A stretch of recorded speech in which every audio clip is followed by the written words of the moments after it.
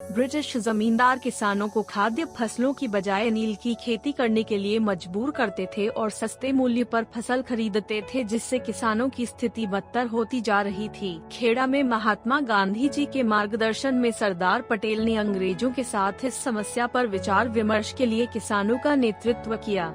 इसके बाद अंग्रेजों ने राजस्व संग्रहण से मुक्ति देकर सभी कैदियों को रिहा कर दिया। प्रथम विश्व युद्ध में हारने के बाद ऑटोमन साम्राज्य विखंडित कर दिया गया था, जिसके कारण अपने धर्म और धार्मिक स्थलों की सुरक्षा को लेकर मुसलमानों में चिंता बनी हुई थी। भारत में खिलाफत का नेतृत्व ऑल इंडिया मुस्लिम कॉन्फ्रेंस द्वारा किया जा रहा था। धीरे धीरे गांधी इसके मुख्य प्रवक्ता बन गए। भारतीय मुसलमानों के साथ एकजुटता व्यक्त करने के लिए उन्होंने अंग्रेजों द्वारा दिए सम्मान और मेडल वापस अंग्रेजों को दे दिया। इसके बाद गांधी जी न सिर्फ कांग्रेस के बल्कि पूरे देश के एकमात्र ऐसे नेता बन गए जिसका प्रभाव विभिन्न समुदायों के लोगों पर भी पड़ा था। गांधी जी का कहना था, भारत में अंग्रेजी हुकूमत भारतवासियों के सहयोग से ही संभव हो पाई थी और हमें मिलकर अंग्रेजों के खिलाफ हर बात पर असहयोग करना होगा, तभी हम देश को आजाद करवा पाएंगे। गांधी जी ने स्वदेशी नीति का आह्वान किया, जिसमें उन्होंने विदेशी वस्तुओं विशेषकर अंग्रेजी वस्तुओं का बहिष्कार करने को कहा।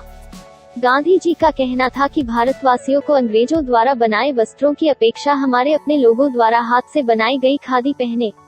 उन्होंने पुरुषों और महिलाओं को प्रतिदिन सूत काटने के लिए कहा। इसके अलावा महात्मा गांधी ने ब्रिटेन की शैक्षिकी संस्थाओं और अदालतों का भी बहिष्कार किया। गांधी जी के इस फैसले से असहयोग आंदोलन को सफलता मिल रही थी और समाज के सभी वर्गों में जोश और भागीदारी बढ़ रही थी, लेकिन चौरी चौरा कांड के साथ फरवरी 1922 में इसका अंत हो गया।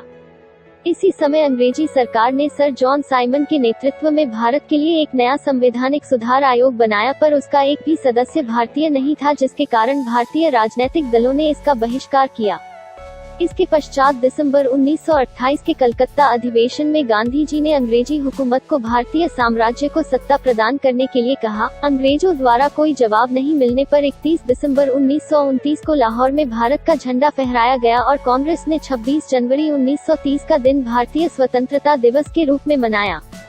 इसके पश्चात गांधी जी ने सरकार द्वारा नमक पर कर लगाए जाने के विरोध में नमक सत्याग्रह चलाया, जिसके अंतर्गत उन्होंने 12 मार्च से 6 अप्रैल तक अहमदाबाद से दांडी, गुजरात तक लगभग 388 किलोमीटर की यात्रा की।